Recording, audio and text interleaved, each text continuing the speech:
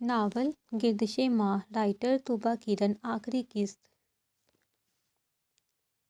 لا mark کے ہاتھ نے ذرا سی حرکت کی۔ لا الہ الا اللہ۔ دعا نے کانپتی آواز میں ابھی آدھا کلمہ ہی پڑھا تھا کہ ایک زوردار آواز کے ساتھ فائر ہوا اور جہاں اس کے الفاظ ٹوٹے تھے وہیں نیچے تہہ خانے میں موجود لڑکیاں سہم کر سانس لینا بھول گئی تھیں۔ اس نے حیرت سے مارک کے بازو کو دیکھا جس پر گولی لگنے کی وجہ سے بندوق اس کے ہاتھ سے چھوٹ گئی تھی، اور پھر دروازے کو دیکھا جہاں سے پولیس نے گولی چلائی تھی، مگر اسے پولیس سے کوئی سروکار نہ تھا۔ وہ تو پولیس کے ساتھ کھڑے وجدان کو دیکھ کر بھاگی اور اس کے سینے سے لگ گئی۔ وہ جو آنکھوں میں خون لیے مارک کی دھلائی کرنے کا سوچ رہا تھا ٹھہر سا گیا۔ سب ٹھیک ہے دعا، وہ بولا، مگر دعا ایسے ہی اس کے ساتھ لگی سسکتی رہی۔ پولیس نے آگے بڑھ کر مارک کو پکڑا اور کچھ سپاہیوں نے تہہ خانے کا دروازہ توڑ کر لڑکیوں کو نکالا۔ وہ دیکھیں، سب لڑکیاں آزاد ہو گئی ہیں، اب ان کو ان کے گھروں تک پہنچایا جائے گا۔ وجدان نے اسے خود سے الگ کرتے کہا تو وہ ان سب کو دیکھنے لگی۔ میری کہاں ہے؟ اس نے کانپتی ہوئی آواز میں سوال کیا تو وجدان کی بجائے پولیس انسپکٹر نے جواب دیا۔ ہماری ٹیم اس کے گھر سے اسے گرفتار کر چکی ہے۔ بہت عرصے سے ہمیں اس گینگ کی تلاش تھی، لیکن ان کی چالاکیوں کی وجہ سے یہ ہماری نظروں سے اوجھل رہے۔ لیکن اب ان کا وہ علاج ہوگا کہ ساری دنیا کے لیے عبرت کا نشان بن جائیں گے۔ پولیس انسپکٹر نے تشکر بھرے انداز میں کہا تو وہ کچھ پرسکون ہوئی۔ لیکن لڑکیوں کو ان کے گھر والے قبول نہیں کریں گے، دعا نے پھر کہا۔ ڈونٹ وری، اب یہ ہماری ذمہ داری ہے۔ نہ صرف ان کو گھروں تک پہنچایا جائے گا بلکہ ساری حقیقت ان کے فیملی ممبرز کو بتائی جائے گی، اور اگر اس کے بعد بھی وہ نہ مانے تو ہمارے پاس رہائش کا کوئی مسئلہ نہیں ہے، پولیس انسپکٹر نے نرمی سے کہا، جبکہ مارک خود کو پولیس کی گرفت سے چھڑوانے کی کوشش میں ہلکان تھا۔ تم لوگوں نے اچھا نہیں کیا، میں تم دونوں کا خون پی جاؤں گا۔ وہ بھوکے بھیڑیے کی مانند اچھل رہا تھا۔ وجدان آہستہ آہستہ چلتا اس کے قریب آیا۔ اس کے چہرے پر فاتحانہ مسکراہٹ تھی۔ آج وہ بغیر ماسک کے آیا تھا۔ مارک کے بالکل سامنے پہنچ کر اس نے مارک کے کندھے پر ہاتھ رکھا۔ جیت ہمیشہ اچھائی کی ہوتی ہے، پھر برائی بے شک جتنا بھی اچھل لے اچھائی کا کچھ نہیں بگاڑ سکتی، اور تم قابل رحم ہو مسٹر مارک، طنزیہ لہجے میں کہتے اس نے اپنا ہاتھ ہٹایا۔ چلو اسے گاڑی میں بٹھاؤ۔ افسر نے حکم دیا تو کچھ سپاہی مارک کو گھسیٹتے ہوئے باہر لے گئے۔ باقی سپاہیوں نے بنگلے کی تلاشی لی لیکن کچھ برآمد نہ ہوا۔ آپ کا بہت شکریہ وجدان، آپ نے خود کچھ نہیں کیا بلکہ قانون سے مدد لی، آپ بہت سمجھدار آدمی ہیں۔ پولیس انسپکٹر نے اس سے مصافحہ کیا تو وہ مسکرائے بنا نہ رہ سکا۔ ہم خود اس میری کو انجام تک پہنچانا چاہتے تھے، لیکن میرے دوست کی بیماری کی وجہ سے ہمیں آپ سے رابطہ کرنا پڑا، ورنہ میری تھامس نے جتنا ظلم کیا ہے اس کے بعد یہ سزا تو کچھ بھی نہیں۔ وجدان کے لہجے میں میری کے لیے نفرت واضح تھی۔ پھر اس نے اپنی جیب سے ایک رومال نکال کر دعا کو دیا تاکہ وہ اپنا چہرہ ڈھانپ سکے، اور پھر اس کا ہاتھ تھامے اس بنگلے سے ہمیشہ ہمیشہ کے لیے نکل آیا۔ کل ہماری فلائٹ ہے، یاد ہے نا؟ وہ مضبوطی سے اس کا ہاتھ پکڑے پولیس کی گاڑیوں سے آگے نکل آیا تھا۔ اس کی بات پر دعا نے ڈبڈباتی آنکھوں سے اسے دیکھا۔ میں ایک بار میری سے ملنا چاہتی ہوں، اس نے خواہش ظاہر کی تو وجدان نے سمجھتے ہوئے سر ہلایا۔ ضرور، ہم صبح ایئرپورٹ جانے سے پہلے اسے دیکھنے جائیں گے۔ موت میرے بہت قریب تھی وجدان، اگر آپ وقت پر نہ آتے تو میں مر چکی ہوتی۔ اس کی آنکھوں کے سامنے سے وہ منظر نہیں ہٹ رہا تھا۔ اتنی جلدی جان نہیں چھوڑتی آپ، وہ بولا تو دعا آنسوؤں کے ساتھ مسکرا دی۔ سڑک کے کنارے لگے درخت بھی ان کی کامیابی پر جھوم رہے تھے۔ یوں لگتا تھا ماحول یکدم کھل گیا ہو اور وہ یکدم آزاد ہو گئے ہوں۔ آج تو تم بہت خوش ہوگی پروشا، تمہاری قربانی رائگاں نہیں گئی، تمہاری جان کے بدلے لاکھوں مظلوموں کی جان بچ گئی، تم خوش ہو نا؟ وہ وجدان کے ساتھ ساتھ چلتی دل ہی دل میں پروشا سے ہم کلام تھی۔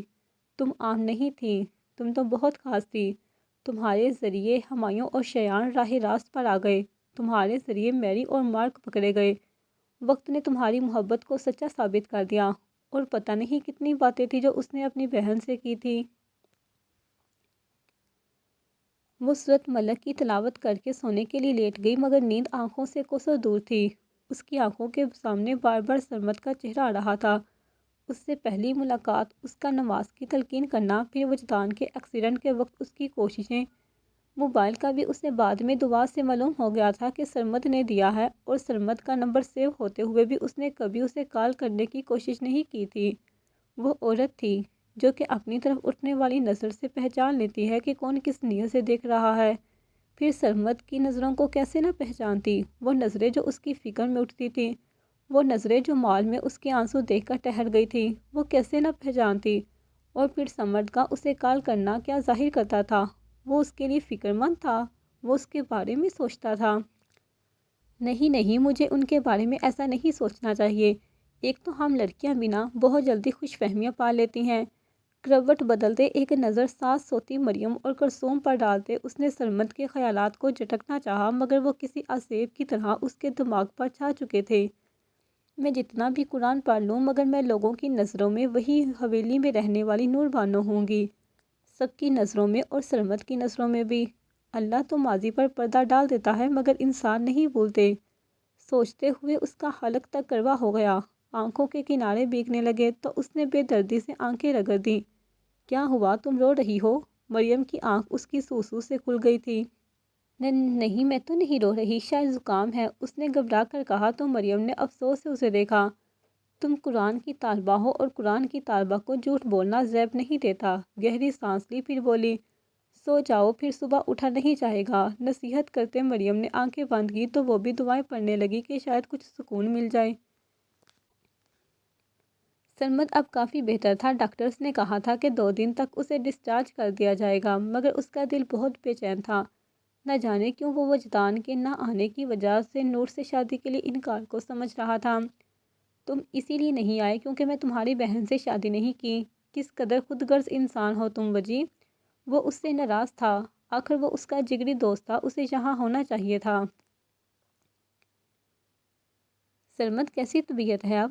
شیان نے کمرے میں آتے اس سے سوال کیا، لیکن وہ اکیلا نہیں تھا، اس کے پیچھے ہمایوں اور ایس ایچ او بھی تھا۔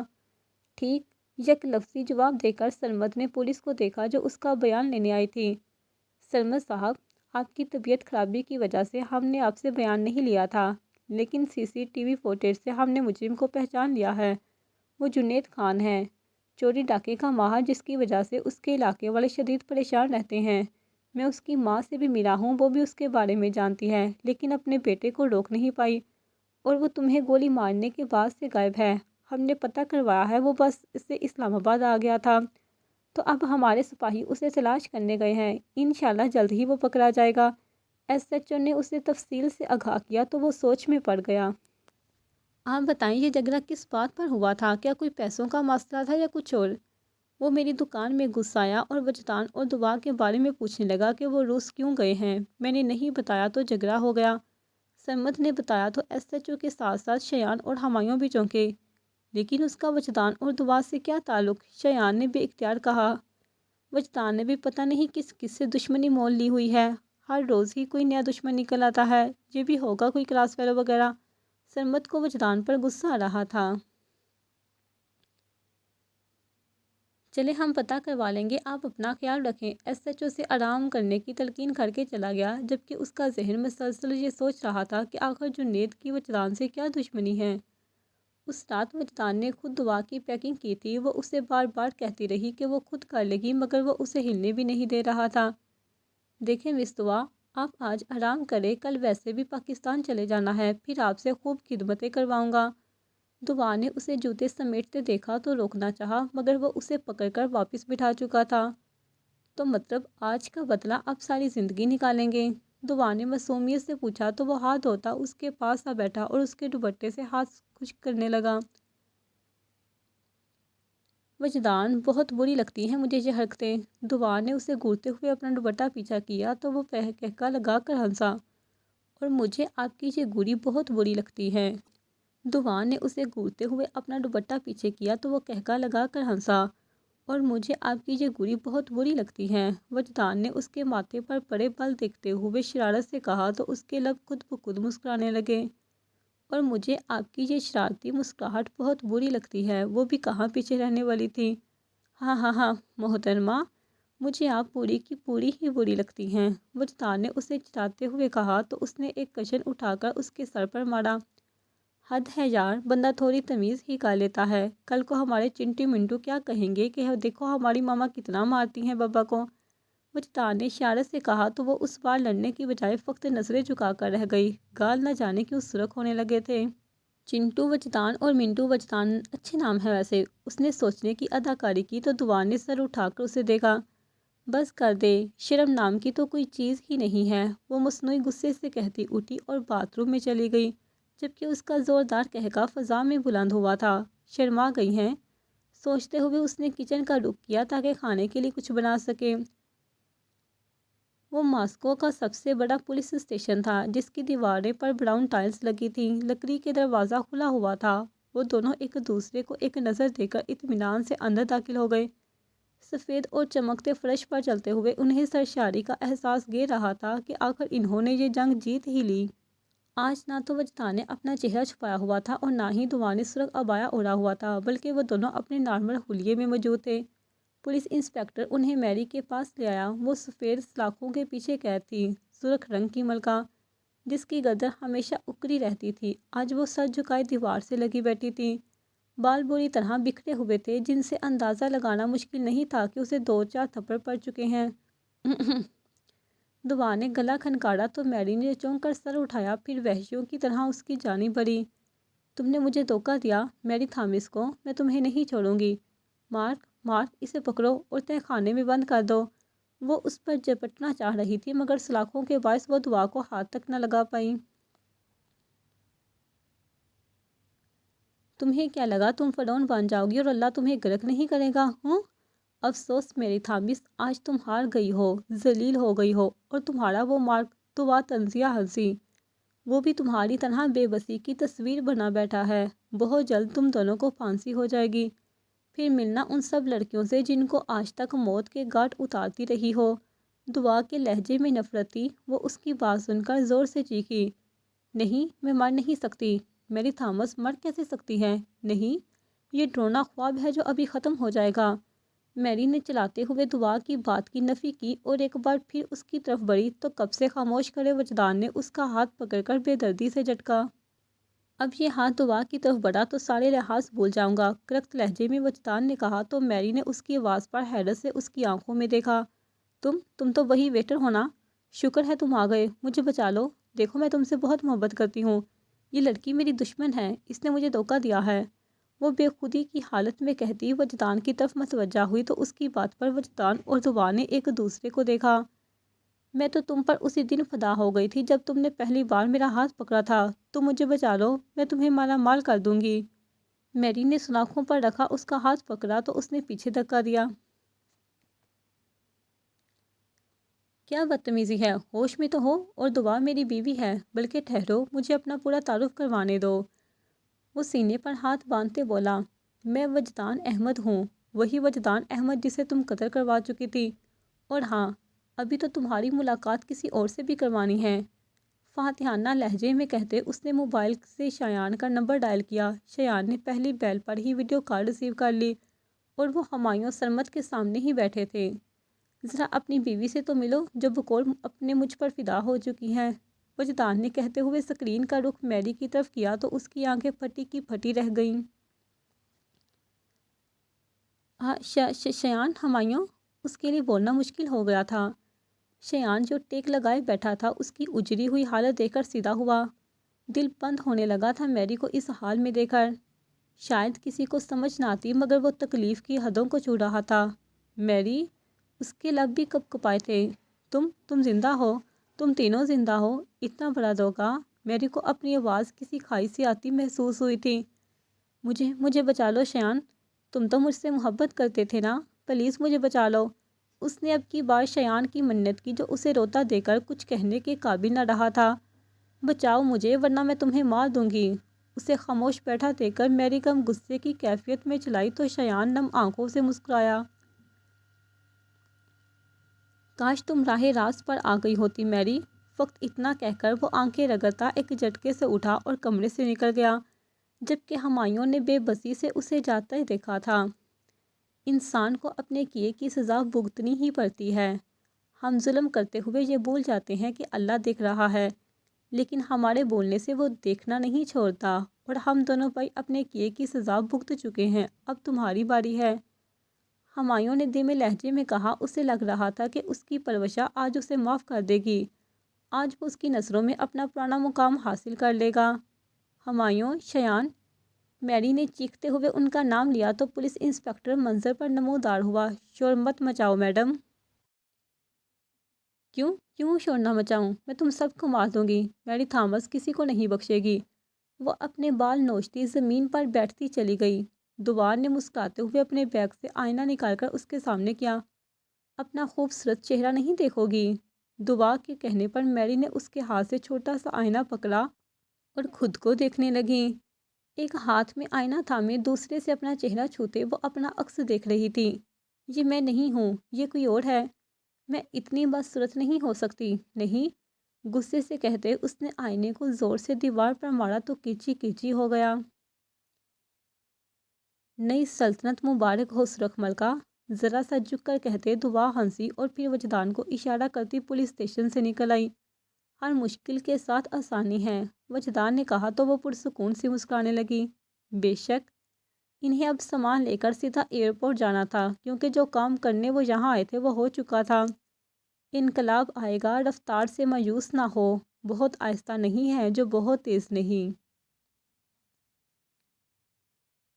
کمرے میں گہری خاموشی چھائی ہوئی تھی۔ وہ دونوں ایک دوسرے کے سامنے بیٹھے تھے۔ سرمد آج صبح ہی ڈسچارج ہو کر گھر آیا تھا اور وجدان بھی دعا کے ساتھ سیدھا سرمد کے گھر آ گیا تھا، اور اب دعا باورچی خانے میں مصروف تھی تاکہ سرمد کے لیے پرہیزی کھانا بنا سکے، جبکہ وجدان سرمد کے سامنے ہی بیڈ پر بیٹھا تھا۔ لیکن جب سے وہ آیا تھا سرمد نے اس سے بات نہیں کی تھی۔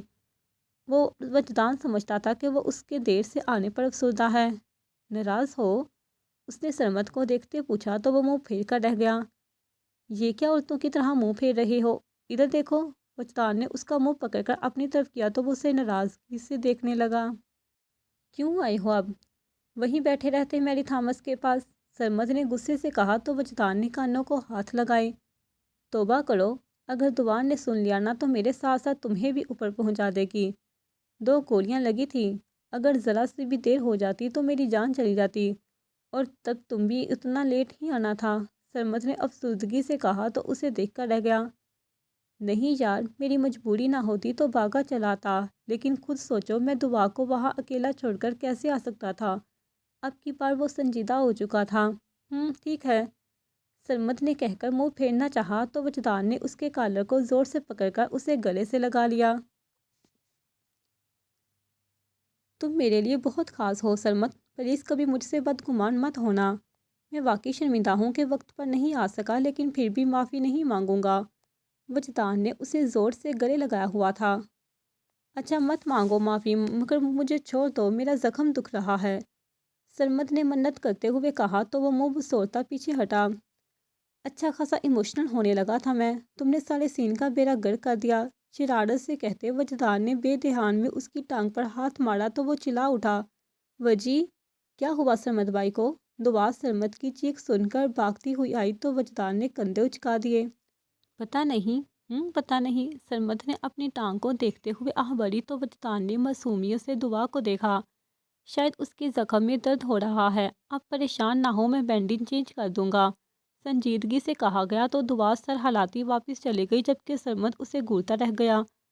تم میری بینڈیج کی فکر چھوڑو اور پولیس سے ملو، کیونکہ جنید پکڑا گیا ہے لیکن کچھ بول نہیں رہا، تم جا کر اسے دیکھو، ہو سکتا ہے تمہارا جاننے والا ہو، سرمد نے کہا تو اس نے سوچتے ہوئے سر ہلایا۔ کون ہو سکتا ہے یہ جنید خان؟ چلو دیکھ لیتے ہیں، لیکن پہلے کھانا کھا لوں، پھر دعا کو گھر چھوڑ کر تھانے جاؤں گا۔ اس نے اپنا پروگرام بتایا، پھر اسے روس میں ہونے والے واقعات سنانے لگا۔ بول کس کا بندہ ہے؟ بولتا ہے یا ایک اور لگاؤں؟ وہ ایس ایچ او کے ساتھ چلتا اسی طرف آ رہا تھا۔ جنید سلاخوں کے پیچھے قید پولیس کے سپاہی سے مار کھا رہا تھا۔ وجدان نے اس کے قریب آ کر اس کا نام لیا تو اس کے ساتھ ساتھ سپاہی بھی وجدان کی طرف متوجہ ہو گیا۔ جنید، کون ہو تم اور مجھے کیوں ڈھونڈ رہے تھے؟ وجدان نے اپنا لہجہ نرم رکھا تھا۔ جنید کھڑا ہوا اور اس کی طرف آتے معافی کے لیے ہاتھ جوڑے۔ مجھے معاف کر دو، میں نے تمہارے دوست پر گولی چلائی، پتہ نہیں کیوں مجھے غصہ آ گیا تھا، ورنہ یہ میں نہیں چاہتا تھا۔ اس کے بکھرے بال اور پھٹے کپڑے دیکھ کر وجدان نے اس کی بات کو نظر انداز کرتے ایس ایچ او کو دیکھا۔ قانون آپ کو تشدد کی اجازت نہیں دیتا، گویا یاد دہانی کروائی۔ آپ کو نہیں پتا یہ عادی مجرم اتنی آسانی سے اپنا جرم نہیں مانتے، ان کے منہ سے سچ اگلوانے کے لیے ہمیں اپنا ڈنڈا استعمال کرنا پڑتا ہے، ایس ایچ او نے کہا تو وہ اس کی جانب مڑا۔ اگر میں اس کی شکایت کر دوں تو آپ کی نوکری بھی جا سکتی ہے، اس لیے احتیاط کریں۔ اور تم، وہ اب جنید کی جانب متوجہ ہوا، یہ بتاؤ کہ کس کے کہنے پر تم مجھے ڈھونڈ رہے تھے؟ دیکھو اگر تم بتا دو گے تو ہو سکتا ہے تمہیں یہاں سے رہائی مل جائے۔ وجدان کے کہنے کی دیر تھی کہ وہ پھوٹ پھوٹ کر رونے لگا۔ اگر میں نے اس کا نام لیا تو وہ میری ماں کو مار دے گا۔ اس کی بات پر وجدان کے ماتھے پر بل پڑے۔ کون؟ بتاؤ مجھے، میں وعدہ کرتا ہوں تمہاری ماں کو کچھ نہیں ہونے دوں گا۔ وجدان کے زور دینے پر وہ کچھ دیر روتا رہا، پھر منصور صاحب کا نام لے لیا۔ وہ چاہتا تھا کہ تمہارے اور دعا کے درمیان دوریاں پیدا ہو جائیں، تبھی اس نے مجھے پیسے کا لالچ دے کر اپنے کھیل میں شامل کر لیا۔ لیکن میری ماں بیمار تھی اور جب وہ ٹھیک ہوئی تب تک تم لوگ روس جا چکے تھے۔ وہ مزید کچھ کہہ رہا تھا مگر وجدان نے ہاتھ کے اشارے سے انہیں روک دیا۔ آپ کے پاس 3 منٹ کا وقت ہے، سوچ لے کہ اے ایس پی کی بات مان کر نوکری بچانی ہے یا منصور کو گرفتار کر کے ایمان بچانا ہے۔ اگر آپ نے پہلا راستہ چنا تو میں سوشل میڈیا کا سہارا لوں گا، اور اس کے بعد کیا ہوگا یہ آپ اچھی طرح جانتے ہیں۔ رسٹ واچ پر نگاہ ڈالتے اس نے ایس ایچ او سے کہا اور پھر تیز تیز قدم اٹھاتا باہر کی جانب بڑھا۔ رکے مسٹر وجدان، اوے بشیرے، 6 سپاہی باہر بھیجو، ایس ایچ او نے آواز لگا کر کہا تو وہ ان کے ساتھ ہی منصور صاحب کے گھر کی طرف روانہ ہوا۔ وہ اندھیرے کمرے میں بیڈ پر آڑا ترچھا لیٹا ہوا تھا جب ہمایوں دروازے پر دستک دیے بغیر اندر داخل ہوا۔ شیان؟ اس کی پکار پر شیان سیدھا ہو کر بیٹھا تھا۔ کب تک ایسے ہی لیٹے رہو گے؟ اٹھو باہر نکلو، ٹھنڈی ہوا میں سانس لو، ہمایوں نے اس کے پاس بیٹھتے اپنائیت سے کہا تو وہ تلخی سے مسکرایا۔ اب تو بس سانس نکل جانے کا انتظار ہے۔ کاش موت انسان کی مرضی سے آ سکتی ہو، کاش اس کی زندگی سے چھٹکارا پانا انسان کے بس میں ہوتا۔ وہ کسی غیر مرئی نقطے کو دیکھتے ہوئے نم لہجے میں کہہ رہا تھا۔ ہمایوں کا دل چاہا وہ اپنے بھائی کو سینے سے لگا لے مگر وہ آنسو پیتا دھندلی آنکھوں سے اسے دیکھتا رہا۔ یار مجھے لگتا تھا کہ میں اس سے نفرت کرنے لگا ہوں، لیکن جس سے محبت ہو جائے اس سے پھر نفرت کیسے ہو سکتی ہے؟ جس دل میں کسی کے لیے محبت کا بیج بو گیا ہو وہاں سے نفرت کا درخت کیسے اگ سکتا ہے؟ وہ ہمایوں سے پوچھ رہا تھا۔ اس کی بات پر ہمایوں یکدم اٹھا اور تھوک نکلتے کمرے سے پردے ہٹانے لگا۔ پردے ہٹانے سے غروب ہوتے سورج کی روشنی اندھیرے کو چیرتی اندر داخل ہو گئی۔ یہی زندگی ہے، انپریڈکٹیبل اور حیران کر دینے والی۔ ہمیں نہیں پتا ہوتا کہ اگلے لمحے ہمارے ساتھ کیا ہونے والا ہے، اور جب ہمارے ساتھ کچھ غیر معمولی ہو جاتا ہے تو ہم سوچتے رہ جاتے ہیں کہ یہ بھی ہو سکتا تھا۔ وہ درد سے مسکراتا غروب ہوتے سورج کو دیکھ رہا تھا۔ شیان کی نظریں بھی کھڑکی سے باہر ہی ٹکی ہوئی تھیں۔ ہم دونوں بھائی بہت ہی عجیب قسمت لے کر پیدا ہوئے تھے۔ ہمایوں نے گالوں پر آتے آنسو صاف کرتے ہوئے لمبا سانس خارج کیا۔ میری پر مجھے ترس بھی آ رہا ہے، لیکن پتہ ہے شیان، جتنی لڑکیوں کی زندگی ہم نے تباہ کی ہے اس کے بعد یہ مکافات عمل تو ہونا تھا، اور ہماری آزمائش محبت کے ذریعے لی گئی ہے۔ وہ کہتا گیا، لیکن ہمیں آگے بڑھنا ہے۔ تم سمجھ رہے ہو نا کہ میں کیا کہہ رہا ہوں؟ ہمیں موو آن کرنا ہے۔ بے شک یہ آسان نہیں ہوگا، لیکن ہمیں ہمت نہیں ہارنی۔ چہرے پر مسکراہٹ لاتا واپس شیان کی طرف آیا جو بہت غور سے اپنے چھوٹے بھائی کی باتیں سن رہا تھا۔ ہم نے ابھی تک جو غلطیاں کی ہیں ان کی معافی مانگ کر انہیں سدھارنا ہے۔ اگر زندگی نے ہمیں صراط مستقیم پر چلنے کا موقع دیا ہے تو ہمیں باقی کے راستے کاٹ کر اسی پر ثابت قدم ہو جانا ہے۔ تمہیں پتہ ہے موت مانگنا بہت آسان ہے، لیکن جان نکلنے کا عمل انتہائی تکلیف دہ ہے۔ شیان، موت تو وقت ختم ہو جانے کی نشانی ہے، پلٹنے کا وقت، لوٹنے کا وقت اور اگلی زندگی کے لیے کچھ کرنے کا وقت۔ وہ سانس لینے کے لیے رکا، پھر شیان کا کندھا تھپکا۔ اٹھو، مغرب کی اذان ہونے والی ہے، مسجد چلتے ہیں، اور اس کے بعد اپنی بہن سے ملنے جائیں گے، اوکے؟ اسے کہتا وہ اٹھا تو شیان بھی سمجھتے ہوئے کھڑا ہو گیا۔ وہ سگریٹ سلگاتے ابھی صوفے پر بڑا جمان ہی ہوئے تھے کہ لاؤنج کا دروازہ ایک جھٹکے سے کھلا اور وجدان احمد تیز تیز قدم اٹھاتا اندر داخل ہوا۔ وہ سگریٹ ایشٹرے میں رکھتے تیش کے عالم میں کھڑے ہوئے۔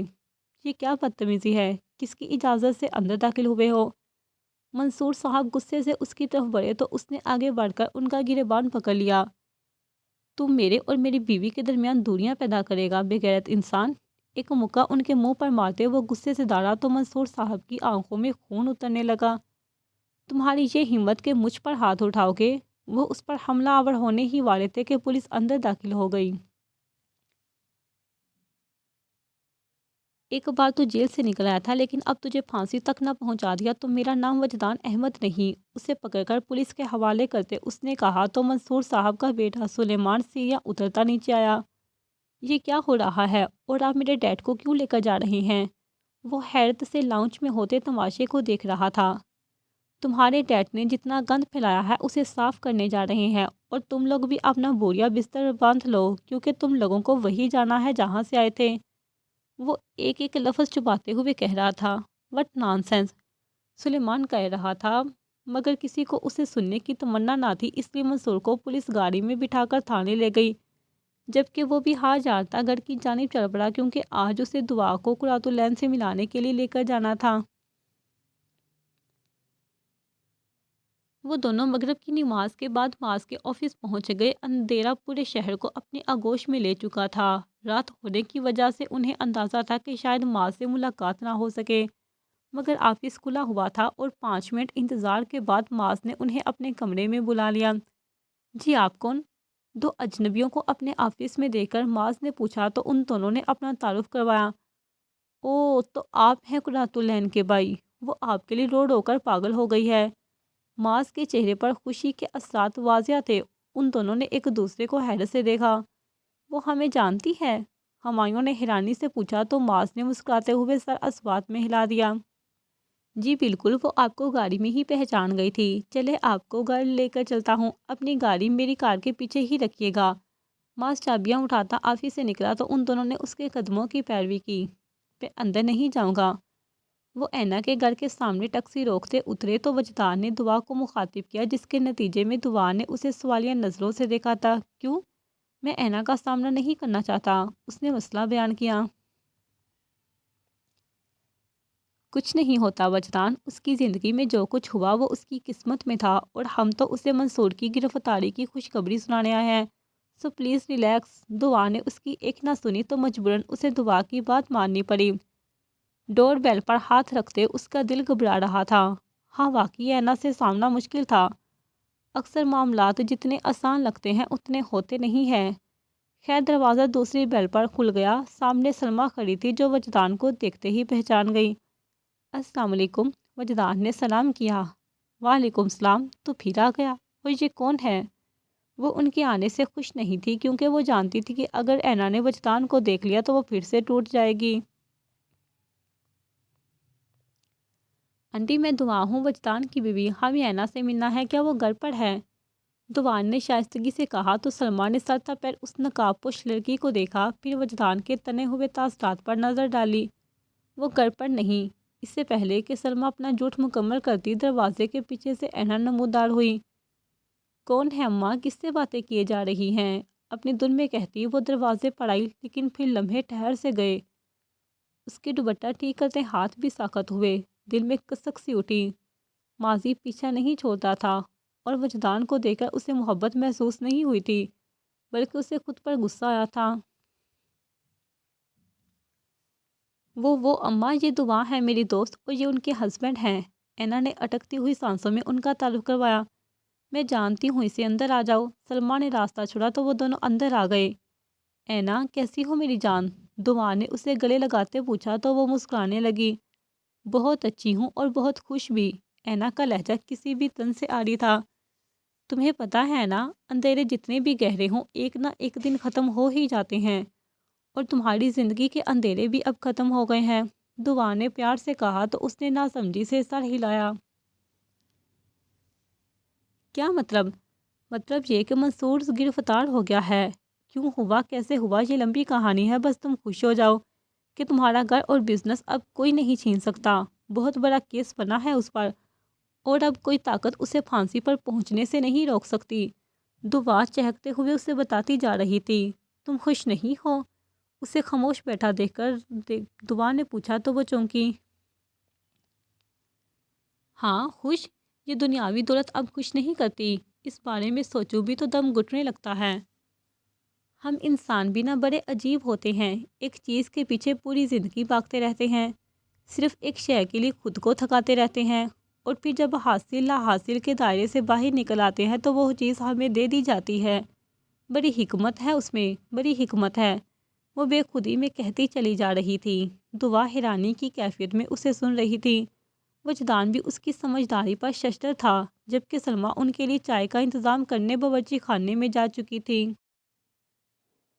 پتہ ہے دعا، مجھے اب کچھ بھی نہیں چاہیے، میں ماس کے ساتھ بہت خوش ہوں۔ ہمارے پاس دنیاوی عیش و عشرت نہیں ہے، ہم چھوٹی چھوٹی باتوں پر خوش ہونے والے لوگ ہیں۔ یہ گھر دیکھ نہیں ہیں، 2 کمروں کے اس چھوٹے سے گھر میں ہماری آوازیں گونجتی رہتی ہیں۔ یہ گھر دیکھ رہی ہیں، جگہ کم ہے لیکن گھر کے مکین ایک دوسرے سے محبت کرنے والے ہیں۔ ساری عمر ماں کی محبت کے لیے ترسی ہوں، اور اب ماں کے روپ میں مجھے ماں بھی مل گئی۔ مجھے زندگی سے اس سے زیادہ کچھ نہیں چاہیے۔ مسکراہٹ بدستور قائم تھی۔ تمہاری ساری باتیں ٹھیک ہیں، بے شک رشتوں کو نبھانے کے لیے بڑے بڑے گھروں کی ضرورت نہیں ہوتی، لیکن تمہارے آگے تمہاری ساری زندگی پڑی ہے۔ کیا معلوم آگے کیا حالات ہوں، کیا معلوم آگے تمہیں اور معاذ بھائی کو اس دولت کی ضرورت ہو، اور ویسے بھی یہ تمہارا حق ہے۔ اگر آج یہ تمہیں ملا ہے تو اس میں بھی کوئی حکمت ہوگی، اس لیے اسے ٹھکرانے کی بجائے اللہ کا شکر ادا کرتے ہوئے قبول کرو کہ نعمتوں سے منہ نہیں موڑا کرتے۔ پیار سے سمجھاتے دعا نے وجدان کو دیکھا جو خاموش تماشائی بنا بیٹھا تھا۔ ٹھیک ہے، لیکن منصور صاحب کی فیملی؟ اینا نے ہار مانی۔ ان کی فکر مت کرو، کل تک انہیں گھر سے نکال دیا جائے گا، اب کی بار وجدان بولا تھا۔ لیکن میں انہیں دربدر نہیں کرنا چاہتی، انہیں مت نکالو۔ ہاں بزنس کے میں ماس کے حوالے کر دوں گی، گھر کی ضرورت نہیں ہے، اینا نے کہا تو وہ خاموش ہو گیا۔ چائے؟ سلمیٰ نے پلنگ پر ہی ٹرے رکھی تو اینا نے انہیں بیٹھنے کا اشارہ کیا، لیکن اس سے پہلے کہ وہ چائے پیتے بیل پھر سے بجی۔ سلمیٰ نے آگے بڑھ کر دروازہ کھولا تو ماس کے ساتھ 2 لڑکوں کو دیکھ کر حیران ہوئی۔ امی، یہ قرۃ العین کے بھائی ہیں، ماس نے کہا اور انہیں لیے اندر داخل ہوا۔ اندر بیٹھے نفوس ان تینوں کو دیکھ کر حیران ہوئے تو ہمایوں اور شایان بھی انہیں یہاں دیکھ کر ساکت تھے۔ ہمایوں بھائی؟ اینا نے جیسے ہی ہمایوں کو دیکھا دوڑ کر اس کے پاس آئی، وہ بھی کوئی سوال کیے بغیر اینا کے سر پر ہاتھ رکھ چکا تھا۔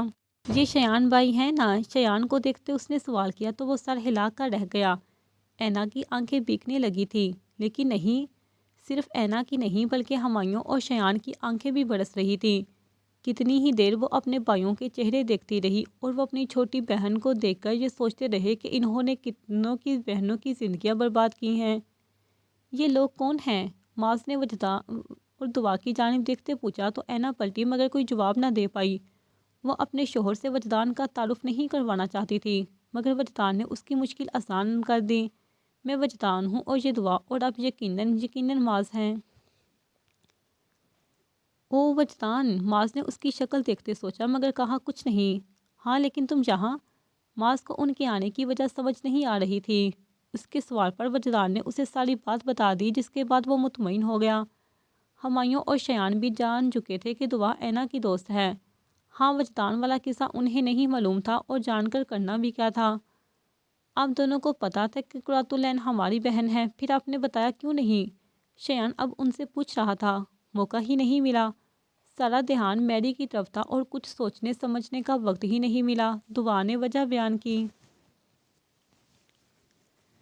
اچھا اب اگر یہ رونے دھونے کا سلسلہ ختم ہو گیا ہو تو چائے ہو جائے، ماس نے اینا کے آنسو دیکھتے کہا تو وہ مسکرا دی۔ جی میں ابھی بنا کر لاتی ہوں، یہ بھی ٹھنڈی ہو گئی ہے، وہ کہتی ہوئی سلمیٰ کے ساتھ ہی باورچی خانے میں آ گئی۔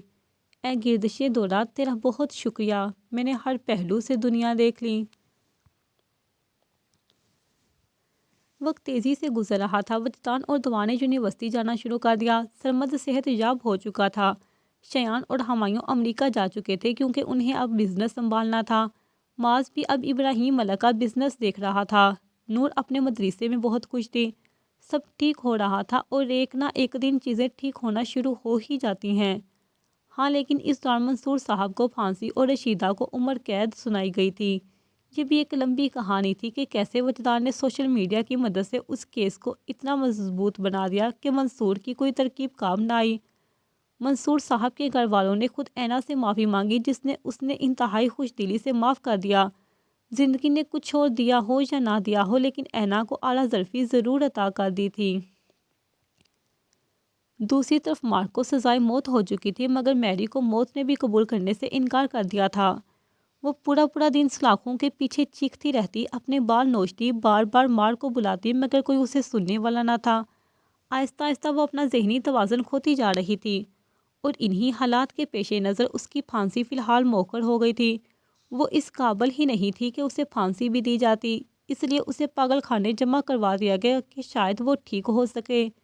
لیکن یہ بھی غلط فہمی رہی، کیونکہ وہ پاگل پن میں بہت آگے نکلتی جا رہی تھی۔ یہ بھی انہی دنوں کا ذکر تھا جب وہ پاگل خانے کی دیواروں پر آڑی ترچھی لکیریں کھینچتی رہتی تھی۔ پھر نہ جانے اسے کیا ہوا، جو اٹھی اور اپنے بال نوچتے ہوئے چلانے لگی۔ میں کون ہوں میں، تم سب لوگ کون ہو؟ وہ بے خودی کی کیفیت میں مبتلا تھی، جب آس پاس کے باقی مریض اس سے دور دور ہی رہتے تھے، کیونکہ انہیں وہ کوئی نقصان نہ پہنچا دے۔ میرا نام کیا ہے؟ میں کون ہوں؟ وہ وحشیانہ انداز میں چلائی، مگر یہ روز کا تماشا تھا، اس لیے کوئی اس کی طرف متوجہ نہ ہوا۔ پانی چاہیے، پانی دو۔ خشک ہوتے ہونٹوں پر زبان پھیرتے اس نے پانی مانگا، مگر اٹینڈنٹ کسی کام سے باہر گئی تھی، تبھی وہ لڑکھڑا کر چلتی کمرے میں گھومنے لگی۔ پھر اس کی نظر باتھ روم پر پڑی، وہ گرتی پڑتی وہاں پہنچی۔ یہ کیا ہے؟ یہ پانی ہے؟ تیزاب کی بوتل کو دیکھتے ہی وہ چہکنے لگی، پھر جھک کر بوتل اٹھائی اور باتھ روم سے نکل آئی۔ مجھے پیاس لگی ہے، میں پانی پیوں گی۔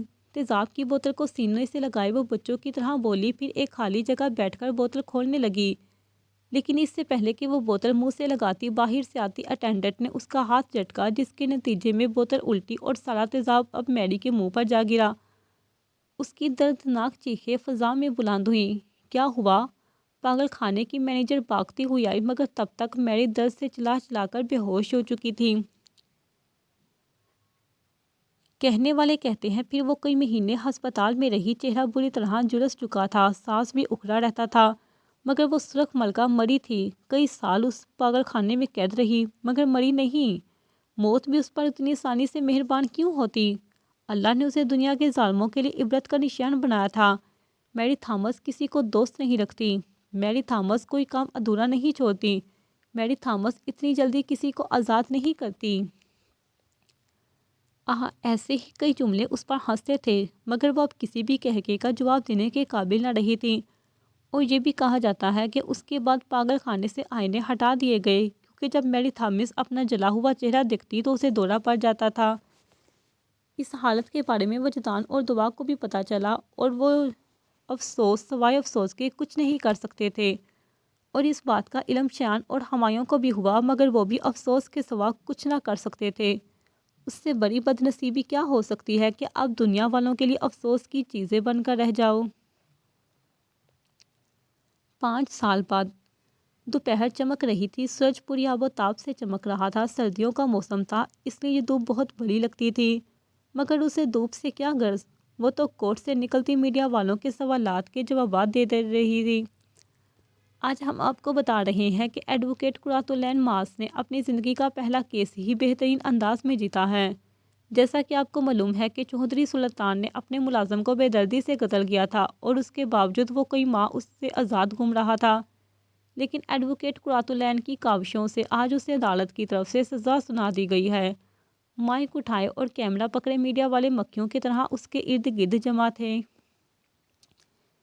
جبکہ وہ مبہم سی مسکراہٹ چہرے پر سجائے اپنے پہلے کیس کے بارے میں بتا رہی تھی۔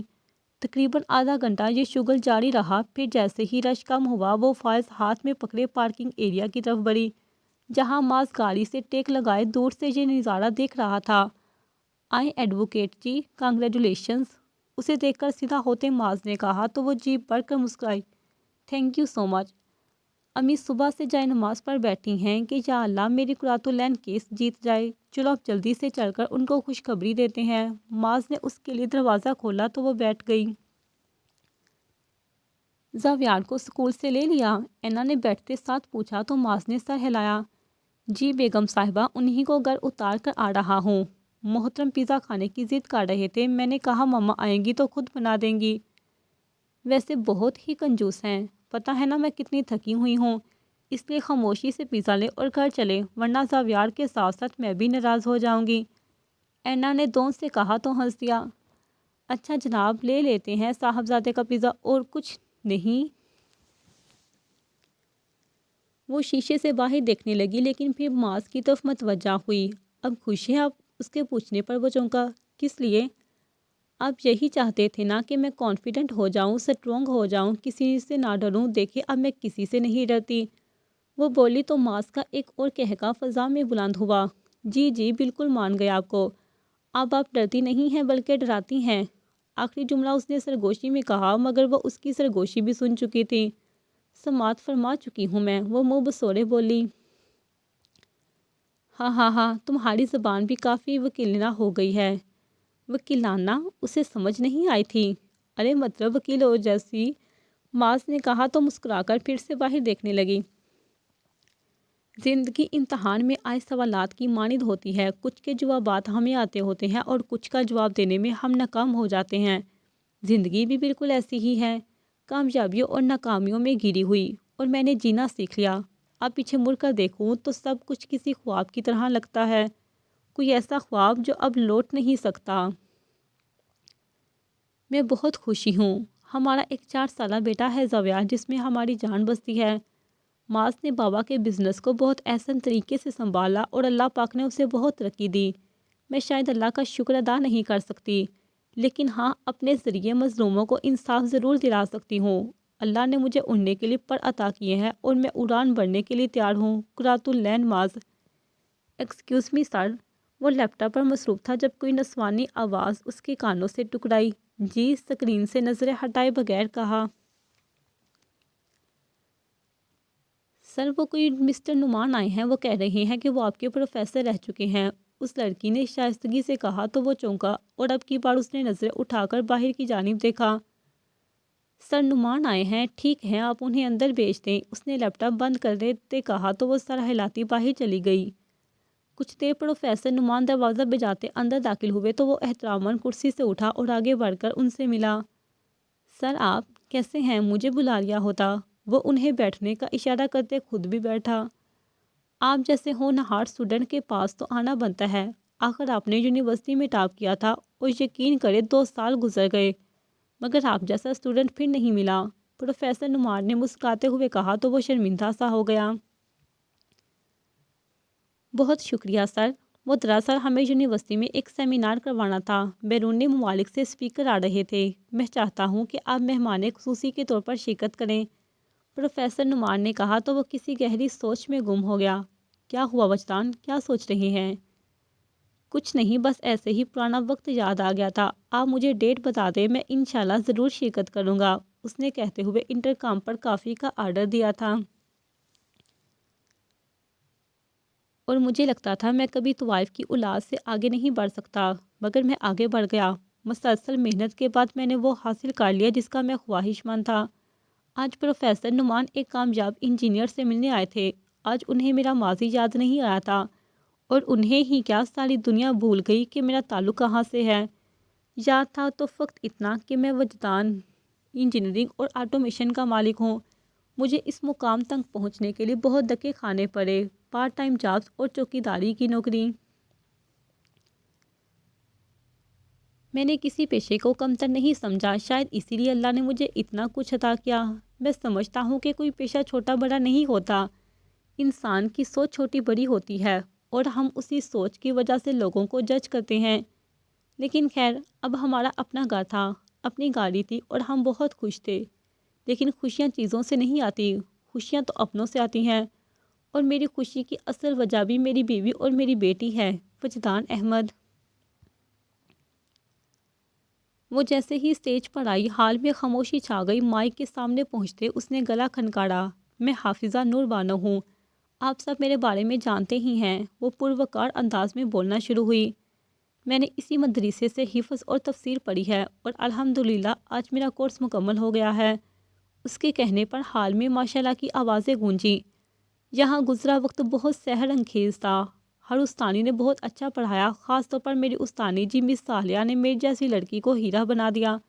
اس کی آنکھوں کے کنارے بھیگنے لگے تھے۔ اسٹیج پر بیٹھی مس سالیہ اٹھی اور اس کے کندھے پر ہاتھ رکھا۔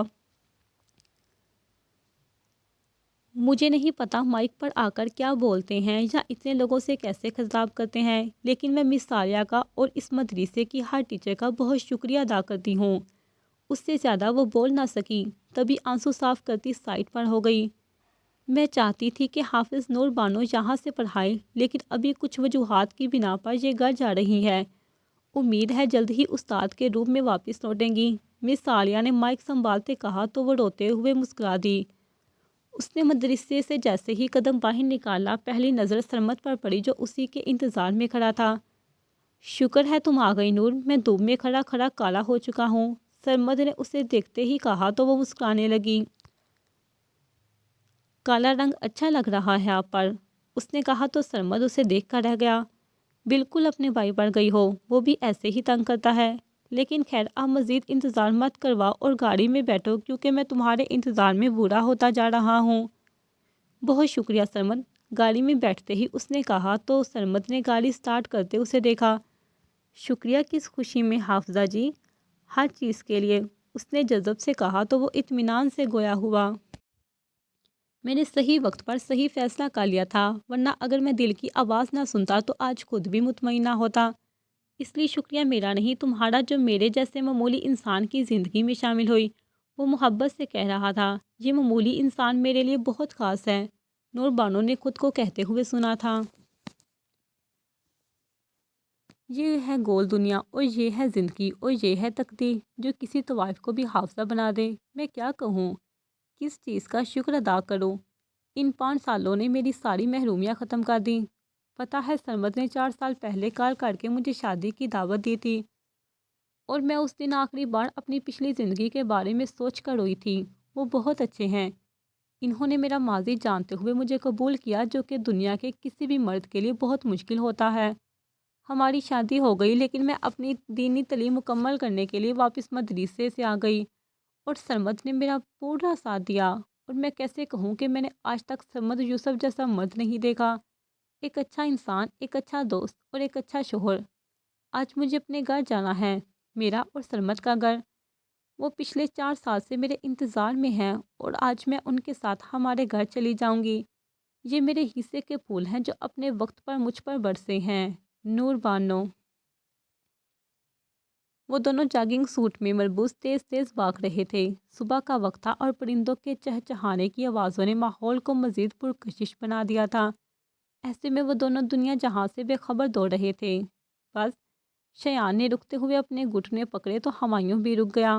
کیا شیان، ابھی تو اور بھاگنا تھا؟ ہمایوں نے پولی سانسوں کے درمیان اس سے شکایت کی تو اس نے برا سا منہ بناتے نفی میں سا ہلایا۔ خدا کا خوف کرو اور کتنا بھگاؤ گے، پہلے ہی میری حالت خراب ہو رہی ہے، کل سے میں تمہارے ساتھ جاگنگ کے لیے نہیں آ رہا۔ وہ دونوں اب چلتے چلتے ایک بینچ تک آ گئے تاکہ پانی پی سکیں۔ میں تو تمہیں جم لے جانے کا سوچ رہا تھا، پانی کی بوتل کو منہ سے لگاتے ہمایوں نے کہا تو اس نے کانوں کو ہاتھ لگائے۔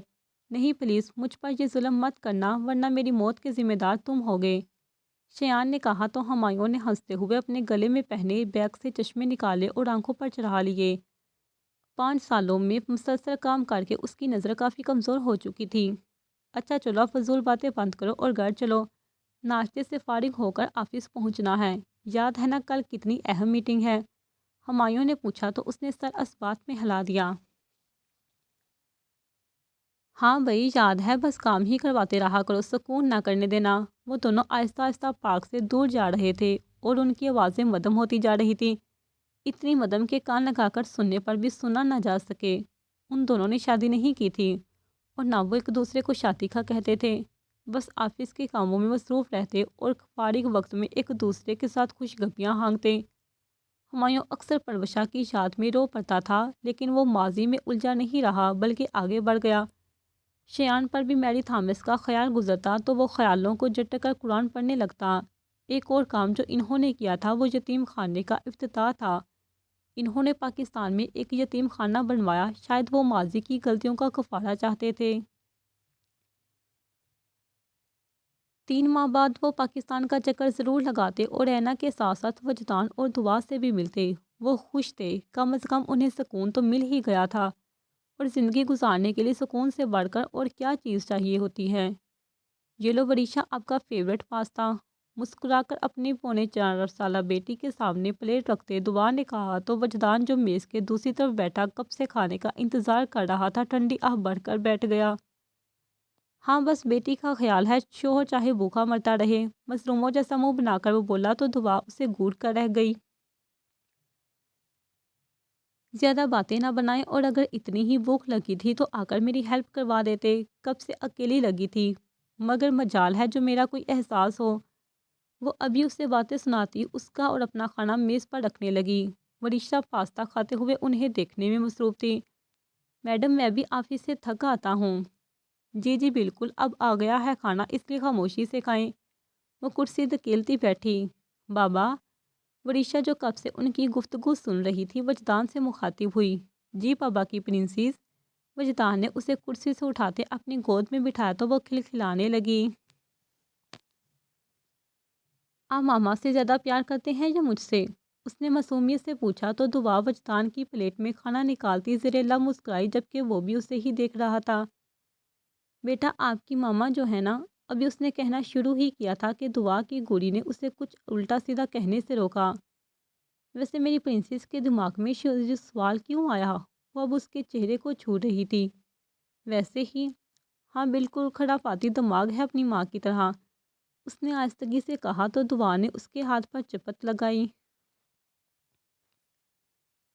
کھانا کھائیں اور اسے نیچے اتاریں۔ چلو وریشا بیٹا، یہ ختم کرو، پھر سونا بھی ہے۔ دعا نے اسے بہلانا چاہا مگر وہ وجدان کی گود سے نہ اتری تھی۔ نہیں سونا، وریشا نے کہا تو وجدان نے پاستا کی چمچ پر اس کے منہ میں ڈالی۔ اس عمر میں بچے سیریلک کھاتے ہیں اور آپ یہ کھا رہی ہیں؟ حد ہے وریشا، وجدان نے ناراضگی سے کہا مگر اسے کہاں اثر تھا۔ اچھا بس کرو اور ادھر آؤ، آپ کو سلا کر آؤں۔ دعا نے اسے زبردستی وجدان کی گود سے نکالا تاکہ وہ کھانا کھا سکے اور کمرے میں لے گئی، مگر جب 15 منٹ بعد وہ وریشا کو سلا کر نکلی تب وجدان میز پر ہی بیٹھا فون میں مصروف تھا، جبکہ کھانا ویسے کا ویسے رکھا تھا۔ وجدان، کھانا کیوں نہیں کھایا؟ اس نے پوچھا تو وہ فون رکھتا کھانے کی طرف متوجہ ہوا۔ آپ کا انتظار کر رہا تھا، چلے شاباش شروع ہو جائیں، وجدان نے کہا جبکہ وہ گہرا سانس لیتی بیٹھ گئی۔ وہ کیسے بھول سکتی تھی کہ وجدان اس کے بغیر رات کا کھانا کبھی نہیں کھاتا۔ ویسے آپ نے اپنی بیٹی کے سوال کا جواب نہیں دیا، وہ معنی خیز انداز میں اسے دیکھ رہی تھی۔ ہاں ہاں ہاں، اب آپ اپنی بیٹی سے مقابلہ کریں گی؟ ماشاءاللہ، وہ ہنسا تو وہ ناراضگی سے کھانے پر جھک گئی۔ ایک تو آپ کی یہ ناراضگی، اس کا دھیان کھانے سے زیادہ دعا کی طرف تھا۔ آئی ہیٹ یو وجدان، وہ چڑھ کر بولی۔ I hate you too Mrs Wajdan, وہ کرسی سے اٹھتا اس کے کان کے قریب آتا بولا تو وہ جھیم کر رہ گئی۔ وقت کبھی تھمتا نہیں ہے، چلتا رہتا ہے، چاہے کوئی اس کے ساتھ چلنے کو تیار ہو یا نہ ہو۔ میں کہتی تھی کہ مجھے محبت سے نفرت ہے، لیکن میں غلط تھی۔ محبت نے تو میری زندگی خوبصورت بنا دی تھی۔ وجدان جیسا ہمسفر ملنا مجھ پر اللہ کا خاص احسان ہے۔ بس دل چاہتا ہے کہ دنیا کی سبھی لڑکیوں کو کہوں کہ مضبوط ہو جاؤ، اتنا مضبوط کہ جو چھوٹی چھوٹی آزمائشیں تمہیں توڑ نہ سکیں۔ خود سے محبت کرو اور اپنی چھوٹی چھوٹی غلطیوں پر خود سے نفرت کرنے سے باز رہو۔ ہم انسان ہیں، بہت جلد باز ہیں، خود کو قصوروار سمجھ کر زندگی جیسی نعمت سے بیزار ہو جاتے ہیں۔ حالانکہ یہ حالات تو زندگی کا حصہ ہیں۔